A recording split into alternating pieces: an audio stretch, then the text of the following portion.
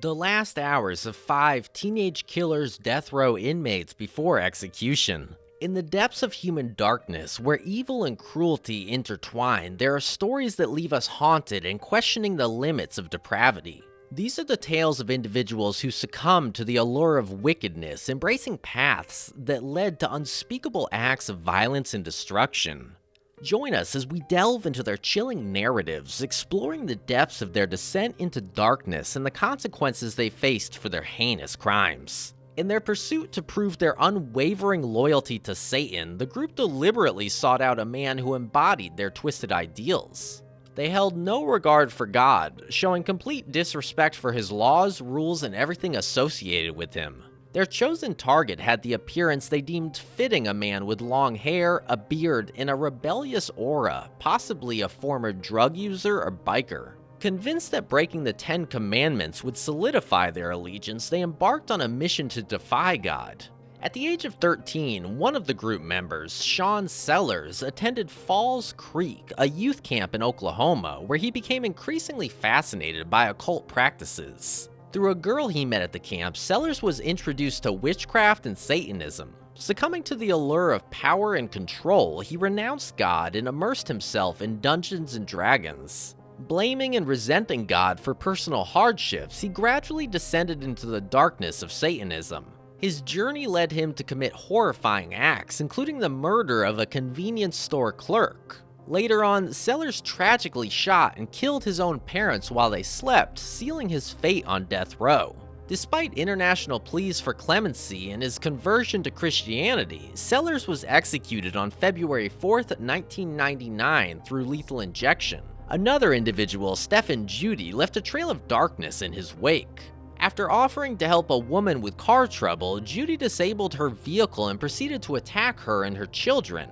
Within a short span of time, he mercilessly ended the woman's life and drowned her children in a nearby creek. In his trial, Judy initially denied his guilt but eventually confessed, leading to his sentencing and subsequent execution on March 9th, 1981. Despite appeals and the involvement of prominent figures advocating for mercy, Judy's crimes were deemed among the most brutal and heinous, resulting in his punishment by lethal injection.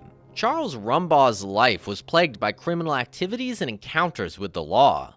From a young age, he engaged in robberies, eventually escalating to armed robberies and even murder. His final act was shooting and killing a jewelry store owner during a robbery. Rumbaugh met his fate through lethal injection on September 11th, 1985, despite protests claiming that executing someone who committed crimes as a minor violated international agreements. Jay Pinkerton, convicted of mutilation and murder, faced his punishment by lethal injection. Pinkerton was responsible for the violent slaying of 2 women.